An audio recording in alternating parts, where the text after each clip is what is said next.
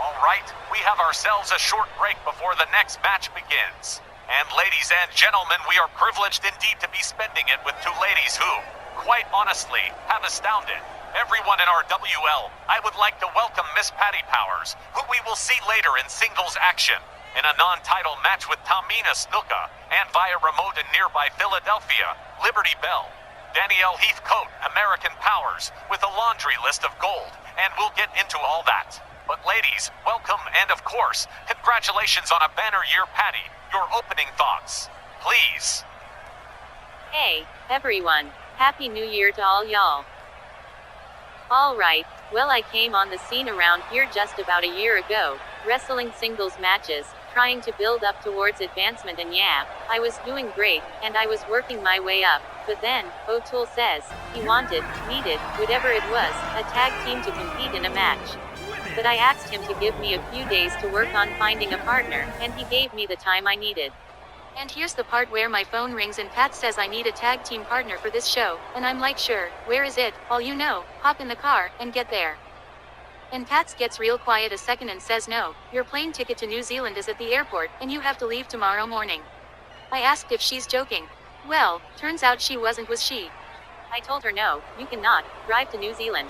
That was September last year, when American Powers made their RWL debut, and the debut of you, Danielle, in your first RWL matchup against the Bell Council, and for months later, your Joyce, Grable Tournament champion and one half of the Women's Tag Champions, and you've capped it all off with the Women's International title in that insane no-rules match with Crystal Gabor. My goodness. Danielle, how does it all feel? Right now, Wally, it feels very sore. Those kendo sticks are nasty to get tagged with. But no, the Women's Triple Crown, Rookie of the Year, Tag Champions with Pat's there. I mean, all that's really missing is the trip to Disney World.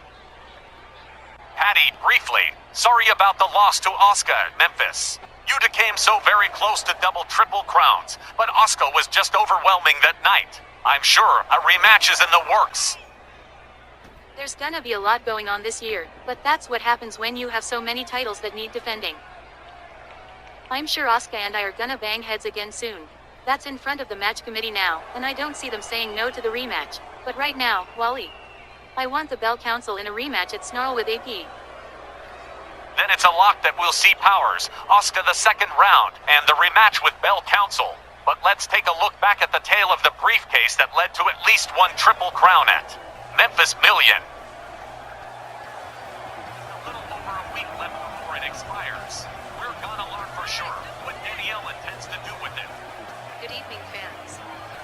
Just wanted to take a second to thank Patti for that briefcase. I'm asking for a Women's International Championship match with Crystal Gabor, and I'd like to do it at the Memphis Million next week. So, I'll be in touch very soon. Nelly, she didn't waste any time. Hey, Crystal, got a minute? I'm kind of hoping that you and I can give the fans a match they won't forget. A title match between us would be epic. I hope we bring the house down. You just screwed up large. Watch your back, Heathcote. That's all. Fact is, if we do this, it's gonna get us into trouble with O'Toole.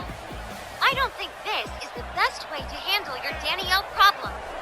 Yeah, well, if you got a better idea. Actually, yes, I do. So, you want to give them a show at Memphis Million? Y'all want to be a Triple Crown champ at my expense? Y'all want to bring the house down, do you? So let me ask you, ever had your head bounced off an announce table? Ever been whacked in the back of the skull with a steel chair? Well, I have. And if you want to take the international belt from me, it's not gonna come cheap. I'm asking for a no-rules match. She's given me till Monday to make up my mind. I really want that title, but a no-rules match. I've never been in one. But you're gonna have tough matches here, whether you want them or not. If it were me, I'd go for it. So I've made up my mind. I'll be in Memphis Friday for our 2 out of 3 falls no-rules title match, because I do want to bring the house down. And Crystal, you had damn better show up. I'll see you Friday night in Memphis. Honey. And so Liberty Bell Danielle not only sees Crystal's no-rules match, but raises the stakes again to a 2 out of 3 fall match match. I'm stunned by this wicked little turn. That briefcase. A gift from Patti turned out to be the key that unlocked your international championship no rules match. One of the most violent matches we got on the books, but you cashed in the briefcase and said to the match committee, "I'm ready." That took yards of guts. It right there, stepping into the ring. I don't mind telling you, I was scared out of my mind. How bad would it hurt? How hard was Crystal gonna go on me? Would I win? And if I lost, would I even ever wrestle again? What did I get myself into? All this stuff was going on in my mind in just seconds. I'm not kidding when I say my brain was on autopilot until the bell rang to start the match. Truth be told, I couldn't hardly watch this one. I kinda did it with my hands over my face, almost wishing I had never given Tex Lynch the money for that briefcase. Like, every hit and every slam you took was gonna be my fault. Don't blame yourself, Pats. It all worked out at the end, didn't it? And there are plenty of hits and slams trades back and forth between you and Crystal. How dialed up was she from your previous encounters, like the tag titles match at Black Friday? Yikes, she was a wildcat on amphetamines. When she decided to actually wrestle, she was a lot more aggressive than before, and once she got her hands on a weapon like one of those kendo sticks, I knew I was in some deep dish kimchi's Wally. You did take some critical hits up to this point, and that last slam from Gabor had to be devastating. I was scared out of my mind for her right here. She looked so out of it. I couldn't barely move, I could hardly think past the pain, and it was getting harder and harder to even breathe in a good deep breath. You said in the post-match interview you were just using the weapons, hoping to slow Crystal down. Is that right? Slow her down, that's right. I chose every word very carefully.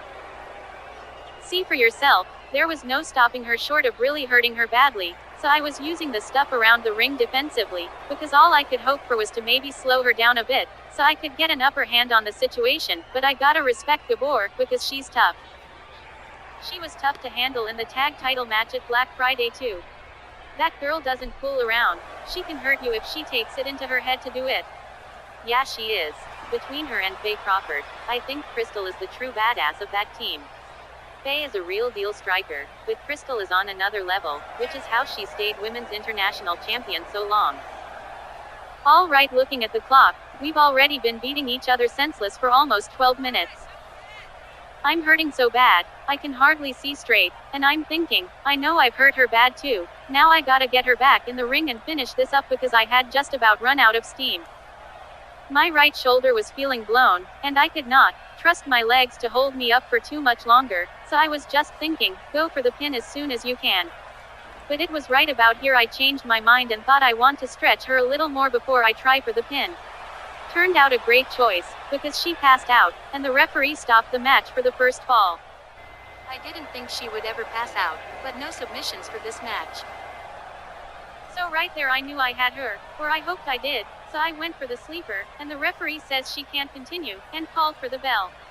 Crystal literally dropped out of my arms because I couldn't believe it was even over. It didn't click for me, I just got 2 back-to-back falls, and I just won the women's international title, and it's kind of all just a blur from there till I left the arena. What a night it was, you too.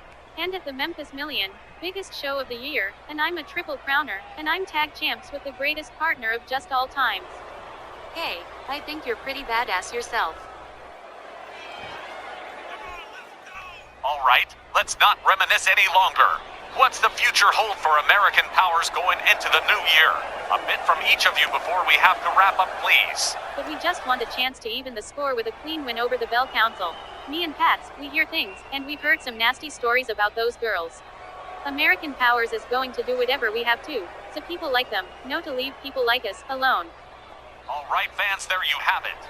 Parting words from our very special guests, American Powers, who can look forward to a year filled with exciting opportunities for competitive action in RWL. Ladies, thanks so much for joining us. Danielle, heal up well before Saturday night. Once again, American Powers. Thanks, Mr. Cardille. And thank you, Patti Powers. Thanks for the time, Wally. And don't worry, I'll take care of Tamina. What a couple of incredible competitors those two are. And fans will be back with more in a moment.